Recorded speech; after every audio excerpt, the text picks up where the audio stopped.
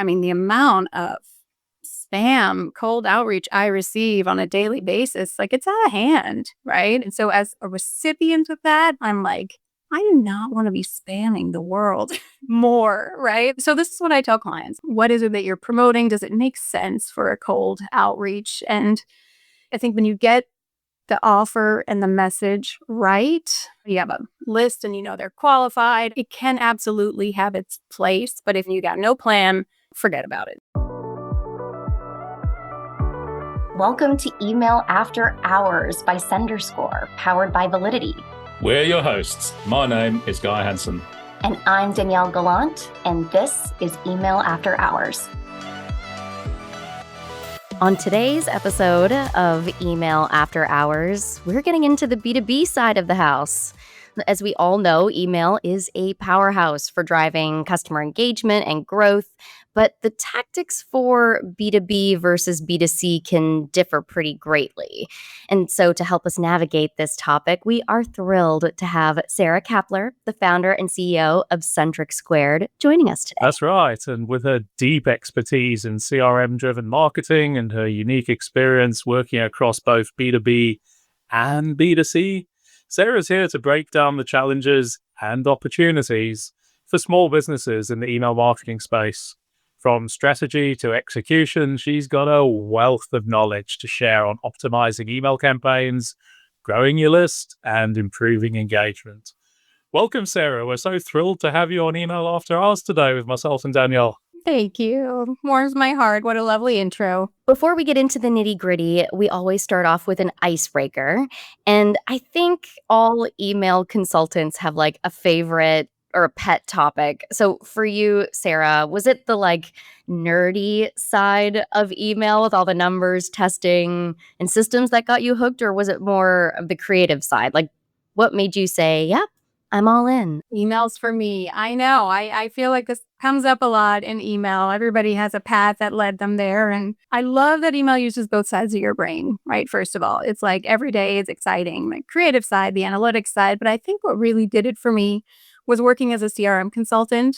I am the nerdy technical person, degree in bioinformatics of all things. And it was really when I was working with small business owners, we'd set up their CRM for the first time. And it was like a light bulb would go off in their business. They'd be like, this is my pipeline. These are the people. This is my marketing. This is how it works together. And it was so fulfilling to, give business owners this tool and see them be able to use it to, keep their business afloat and grow and discover opportunities. And I think that's what fuels me every day. I reckon, if it's email nerds you're seeking, you've come to the right place. With plenty of them in this virtual room, and I suspect there's quite a few more out there in our sort of audience of 20,000 listeners. So speaking of which, you've been in the email marketing game for 7 years now. So let's talk about how the industry's changed over that time. And just as a little aside, 7 is also the magic number because Validity was born 7 years ago. So we found that we share a birthday. Over that time, absolutely. You've been there with us. The industry's seen developments like the EU's GDPR, Apple's MPP.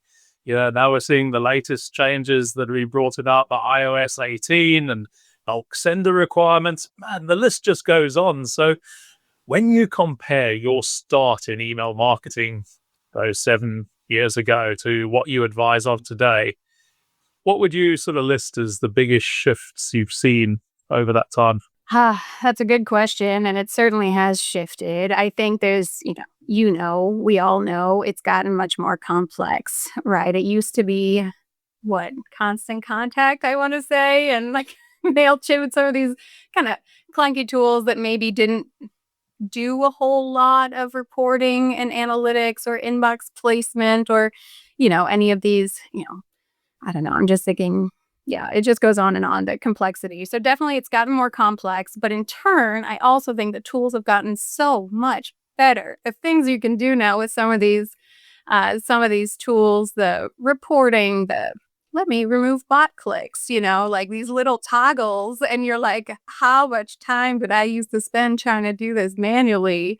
And here it is, just a little toggle feature. It's, they they grew together, right? The complexity and the tools to tackle it. So I think that's the biggest shift I've seen. Yeah, I think the automation side of things is just so different, even compared to a couple years ago. And on so many of our webinars, especially with all of the recent changes around like bulk sender requirements, Guy, that you mentioned a minute ago, we were asked a broad question that goes something like, does this rule apply to B2B email programs too?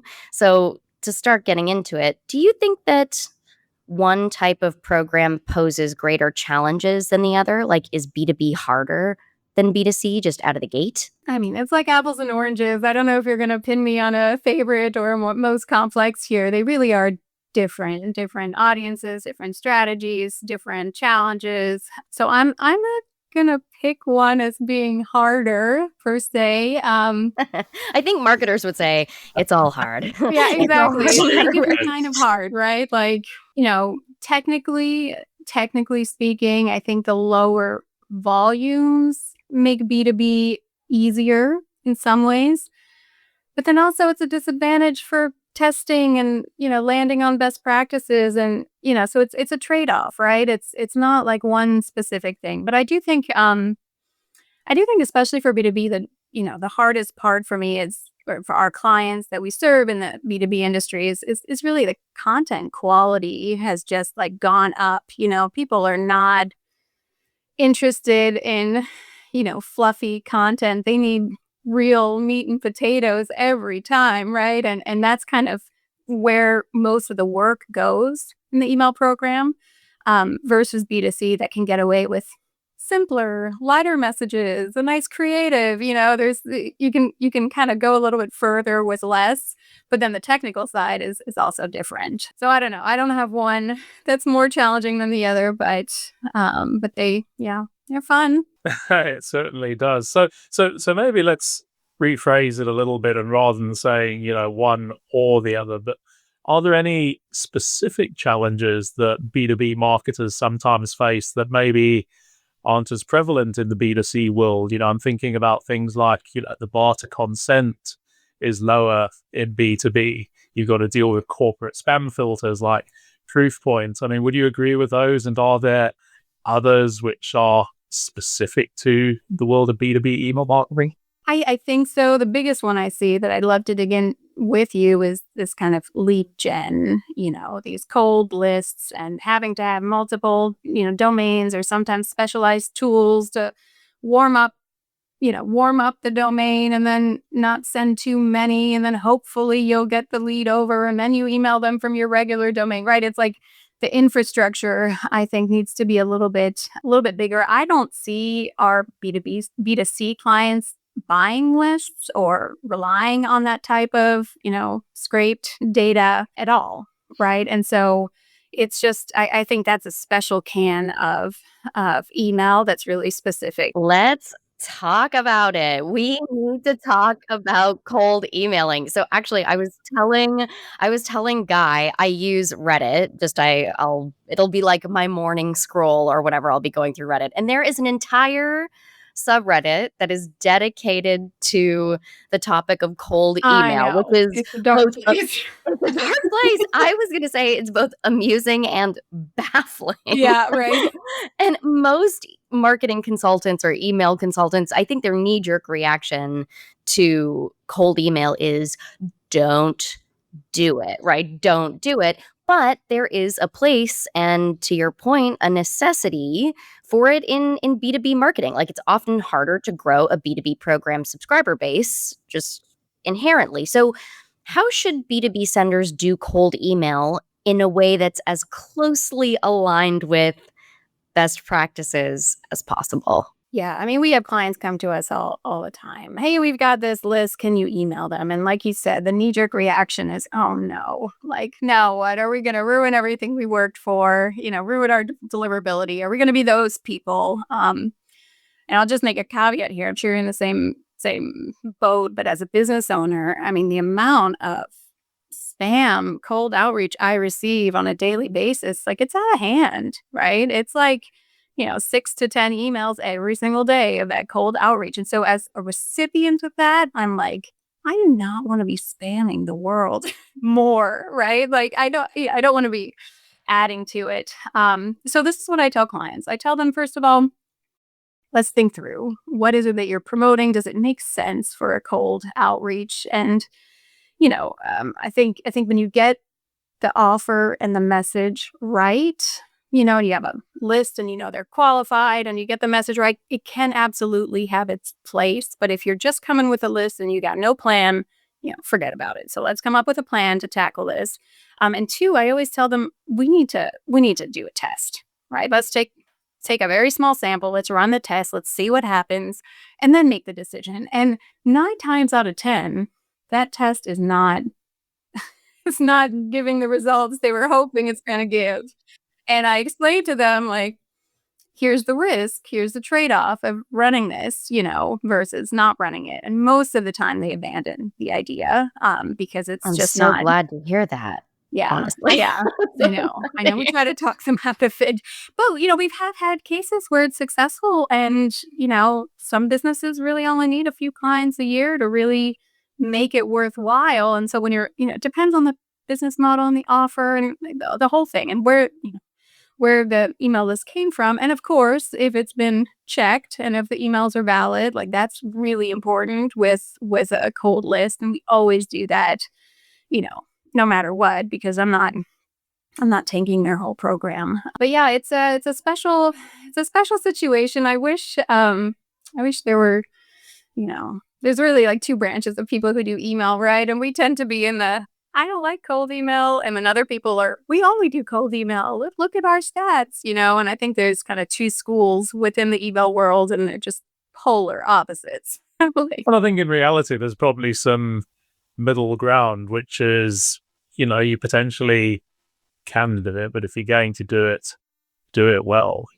understand how those addresses are being sourced and how frequently they're being flipped. And make sure your message is like interesting enough for these people. Don't waste their time. Can I add one extra thing in there, which is, now that you all know I'm a subreddit, cold email subreddit addict, don't use the same template that everybody else is using. Like, just try not to, guys. It's like one of those things that's immediately going to get your message sent to spam because it is just a red I've flag. got to tell you, Danielle, you're etching ahead in the email geekery states. Most of us are familiar with like cold pizza for breakfast, but cold email. Gotta start my day off with a cold shower. So, Sarah, back to you. I mean, we've already talked plenty about differences between B2B and B2C, but let's flip the script for a moment because I feel like there's definitely quite a lot in common as well. And if you only think about the idea that probably 80% of global corporate platforms are Office 365 or Google Apps, and that's the same Microsoft or Gmail that your B2C counterparts are facing every single day. So are there any universal email strategies that you recommend that actually just work just as well across the board?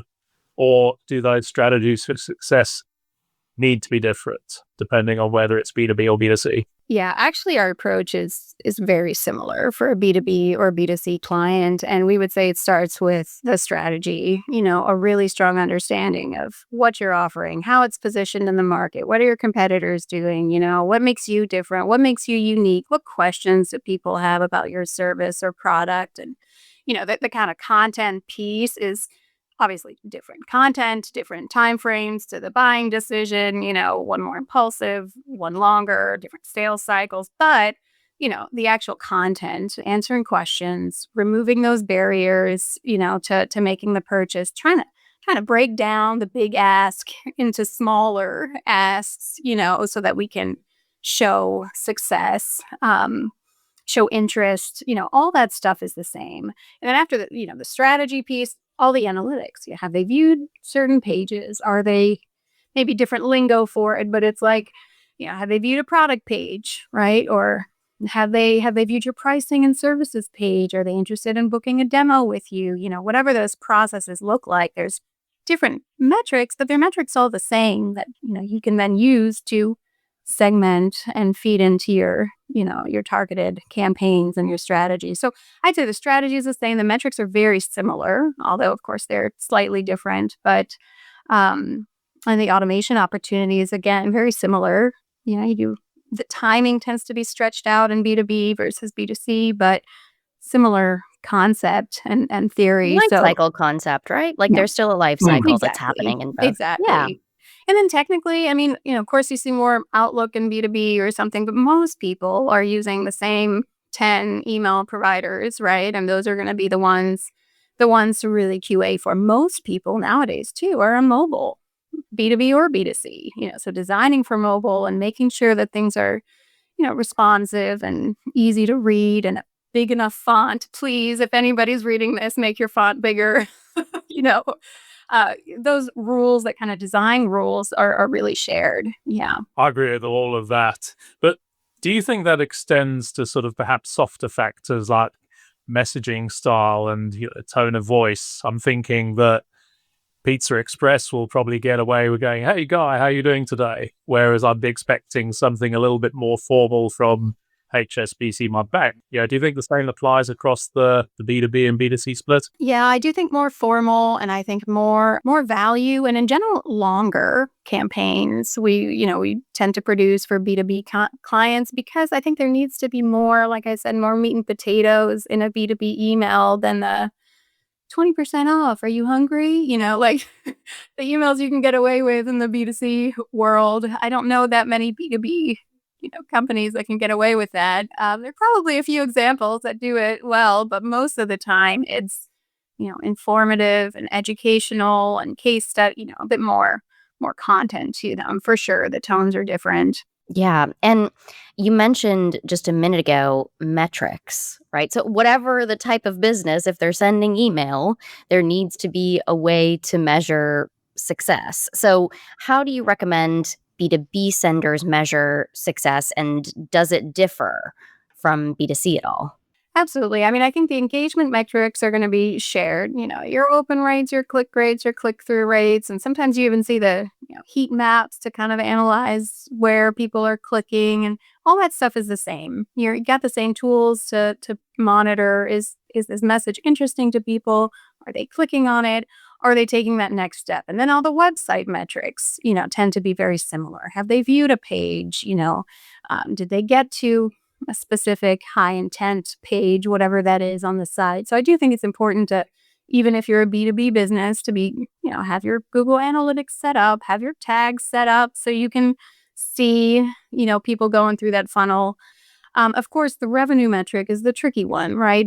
E-commerce shops, it's a lot easier to tell you, how many dollars were generated from this email. In B2B, there's usually, like I said in the strategy, we try to break down that sale into like smaller steps, bite-sized pieces. It might be book a demo or book a call, and we can use those as metrics too, right? Like how many discovery calls did you get this month from this email, and you can kind of piece it together that way. I think metrics are super important, and it's usually hard for the B2B business to figure out how are they going to track that revenue/sales piece. And usually what we do is we try to find those smaller steps along the way that are indicating interest and intent. And then a B2B company will take that list of, everybody who's downloaded a white paper, and they'll use that to do their personal outreach. That goes to their sales team. Hey guys, here's 100 people who've downloaded our white paper. Reach out to them, not in a canned, spammy,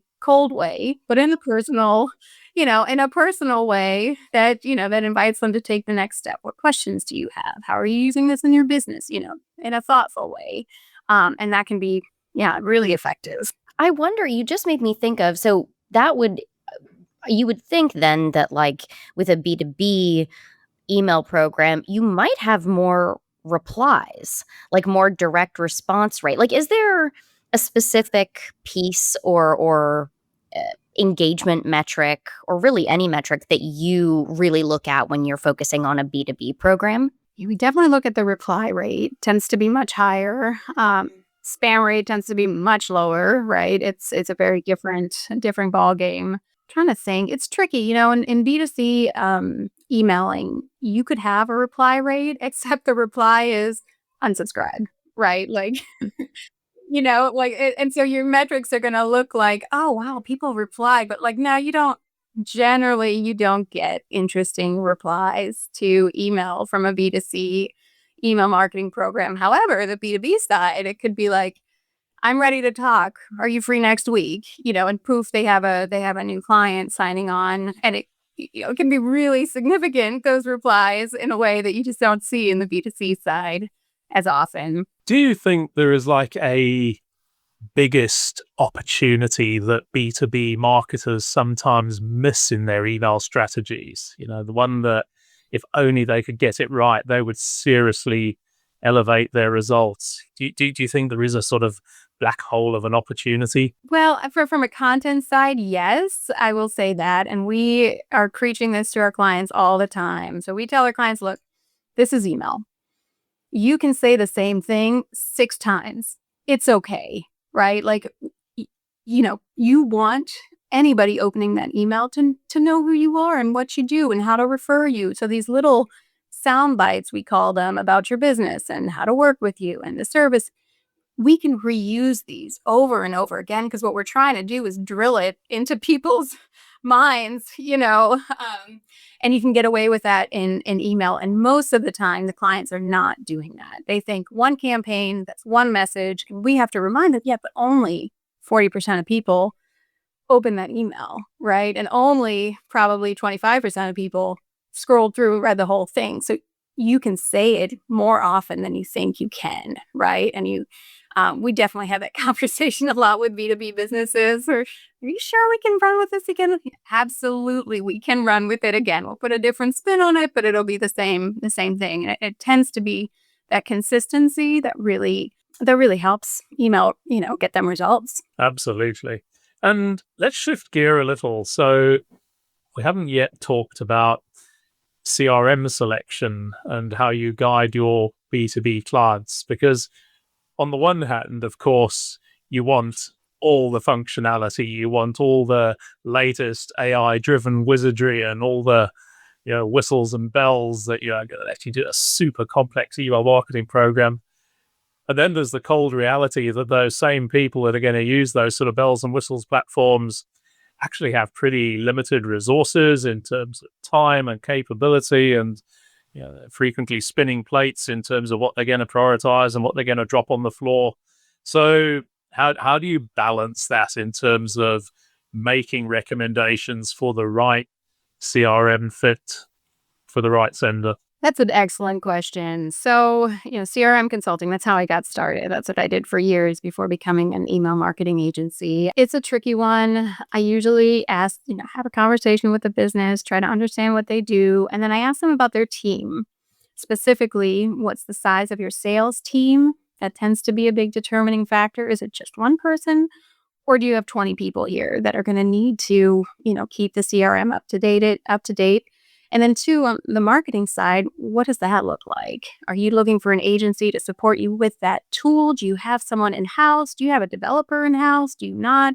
And usually based on their team structure and resources available, it narrows it down pretty quickly into like, are we going for the Cadillac that's going to need a web developer, or are you going for something that needs to be user-friendly and, ready to go templates kind of thing?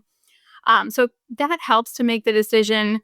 Of course, we have our favorites. So we work with HubSpot. We're big fans of HubSpot, especially that starter plan for most small businesses just to get started with it. We're a fan of Klaviyo for B2C and OmniSend as well now. Obviously, we have some favorites that we like. And, inevitably with the client, it'll be like, well, are you planning to do this in-house, or are you planning to have an agency do this in-house? Because you're going to also want a team that can run with the tool and that can make it work, right? And so that's going to be a factor. Yeah, but it's an interesting topic. One thing I always tell clients, though, is they're not using a CRM yet, is that it is 100 times easier to move from one CRM to a different CRM. Once you get the hang of it, the contact database, the marketing tools, it's going to be similar whether you choose, one provider or another provider. What's really hard is that first step to go from no CRM to a CRM, right? And getting the team used to using a tool and get shared reporting and all this data and, what are we looking for? What are KPIs? Like all those kind of conversations are going to be the hard part. But it's much easier if they need to move later. Obviously, nobody wants to migrate CRMs, but it's doable. If you outgrow something, it happens all the time. So yeah, but it's a tricky topic, CRM. Do you guys have favorite CRMs? I'm curious. I don't. I just get ready whenever I hear that somebody's moving. I'm like rubbing my hands together, ready to get the warming plan ready to go. That's what comes to my mind first when I think of any kind of migration. It's like, oh, We're about to do one ourselves, and it's going to be exciting. exactly. And customer relationship management guy, you will know this. Sarah, you won't. But it's been at least a couple episodes since I've brought up online dating, which, yeah, poor guy has to suffer through once again. But I do want to talk about relationships. We talked about it kind of with cold email or just what a subscriber's expectations are when they're interacting with a B2B brand versus a B2C. And is it I guess two-part question, is it more challenging for B2B to build subscriber relationships compared to B2C? You think of when I think of B2C, I think of a really big, well-known brand that has an existing brand image that there's already kind of this relationship that exists even without that direct interaction. So is it more challenging to build relationships in B2B? And if you think it is, what makes it more challenging? It's a very good question. I would probably say yes, it is more challenging. I think there is, like you said, there's an expectation from the B2C marketing where, the brand story's been established. You've probably heard about, the problem they solve or why they're in business or something about their kind of personal journey. B2B, I don't know. I feel like it's harder to get B2B business owners to open up in that way than B2C business owners and kind of provide that content or okay that content. They tend to say, no, it's not about me. It's about the service that we do. And like, that's great service, but it needs to be about you too. Like that's how relationships are built, this kind of trust fall sometimes. And I think B2B business owners are more hesitant to kind of have an open hand, in that sense. And so in that case, I think it does take longer. Yeah. It's possible. And then because fewer people are doing it, it stands out more when they do. So it can be really successful, but I think the mental shift that needs to happen in B2B business owners is harder to overcome. That's right. This has been such a good conversation. And, as Danielle said earlier, we probably don't touch as much on the world of B2B as we should. And it's been fascinating having this conversation with you, Sarah. But unfortunately, we're going to have to start wrapping up. And as we opened with a quick fire question, so we shall close. So let me ask you, what do you think is the most underrated aspect of building a successful email marketing program, especially in the B2B world?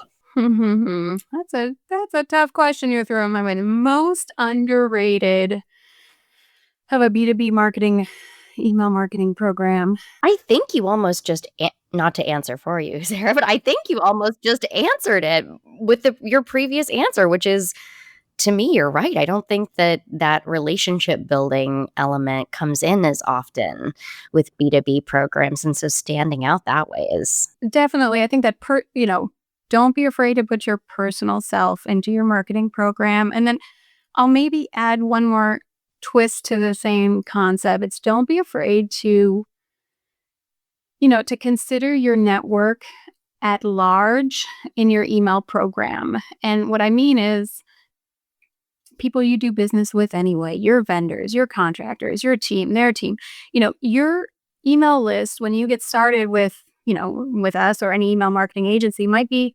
300 people large. And one of the first things a good agency will do is try to help you find more people that you can include in your email marketing newsletter. And that doesn't mean a cold list. That means let's look at the events you hosted. Let's look at your past clients. How can we get that base up? How can we find ways to encourage, a larger group in your email so that your personal message feels personal? And guess what? The people who know you personally, they get your emails, they're opening them, right? Like your whole email program wins when you find ways to get your engaged network into your email program as well. So I would say, yeah, that's probably the biggest opportunity. Think about everything that we all aspire to achieve from our relationships with our customers. We want to add value to their lives. We want to make them look great in their roles, and we want to know that they'll actually recommend us to their peers and their colleagues and view us as their trusted advisors. And all of that you want to reflect in your email marketing relationship with them too. I think you absolutely nailed it. And with that philosophical outro, Danielle, do we need to wrap up? There we go. Sara, thank you so much for sharing your insights and your expertise. So for all listeners that are interested in connecting with you or learning more about your work, what's the best way for them to reach out?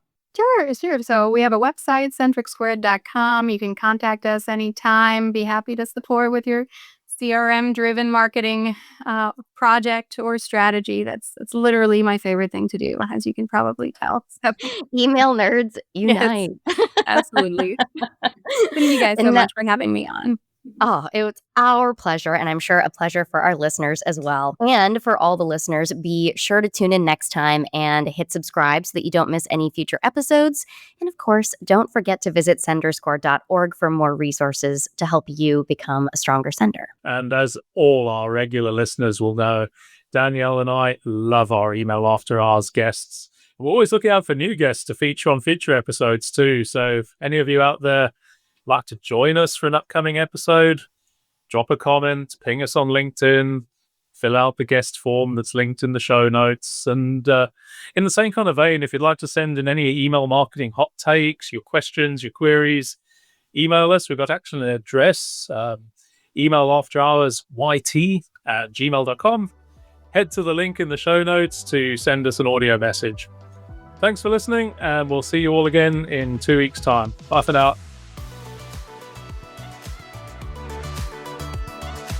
Be sure to tune in next time and hit subscribe so you don't miss any future episodes. And don't forget to visit senderscore.com for loads more great resources to help you become a stronger sender.